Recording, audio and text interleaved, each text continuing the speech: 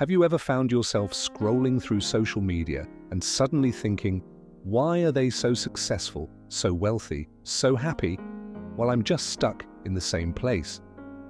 Just a split second of comparison can turn joy into a burden. And unfortunately, most of us fall into that very habit. The truth is, no two paths are ever the same.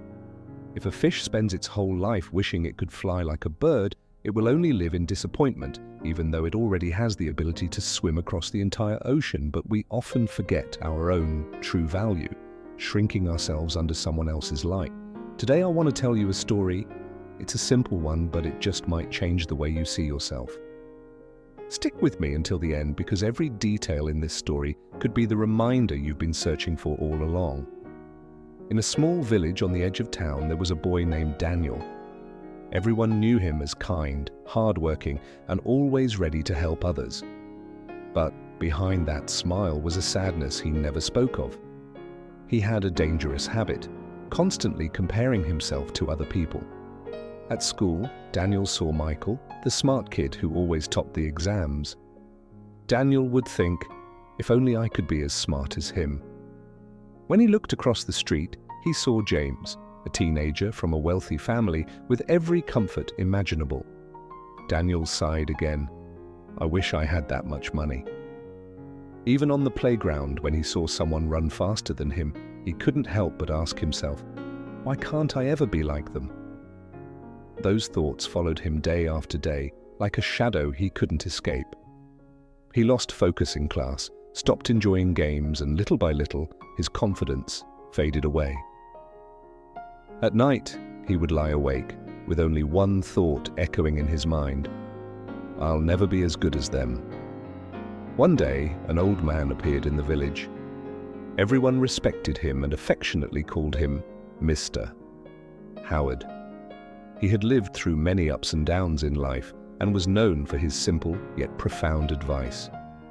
Whenever someone faced difficulties, they would come to him for guidance. Daniel did the same. Carrying the weight of his worries, he shyly approached and said, Sir, I always try my best, but every time I see someone better than me, I feel sad.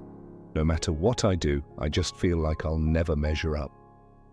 The old man smiled warmly, placed a gentle hand on Daniel's shoulder and said, Tomorrow, go to the oldest tree in the village. There, you'll find the answer you've been searching for. That short reply left Daniel both curious and hopeful. He had no idea what awaited him the next morning, but inside a spark of new hope had been lit. The next morning, Daniel went to the old tree, just as promised. Mr. Howard was already there, waiting with a gentle look in his eyes. Pointing toward the lush forest around them, he asked, What do you see in front of you? Daniel looked around and replied, Some trees are tall, some are short.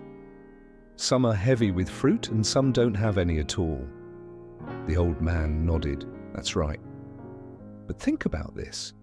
If that apple tree scolded itself for not being tall like the palm tree, or if the palm tree complained because it wasn't sweet like the apple, what would happen? Daniel burst out laughing. That sounds ridiculous, sir. Each tree has its own qualities.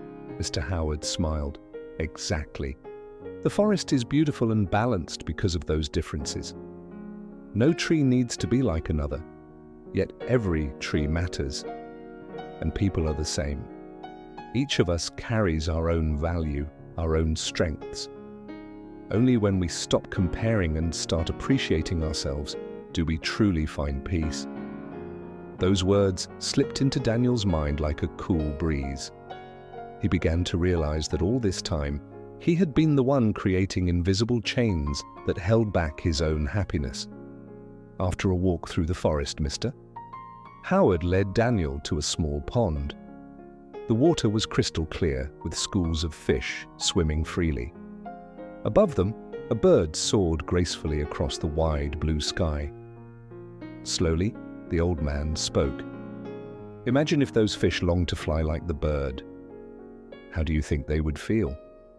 Daniel thought for a moment and replied, They definitely feel disappointed. Fish are born to swim and birds are born to fly. Mr. Howard smiled. Exactly.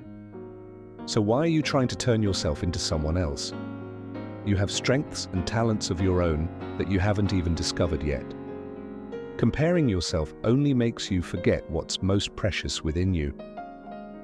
Suddenly, Daniel felt lighter, as if a veil had been lifted from his eyes. For the first time he thought, maybe I do have my own value. I just need to find it and nurture it. From that day on, Daniel decided to stop comparing himself to anyone else.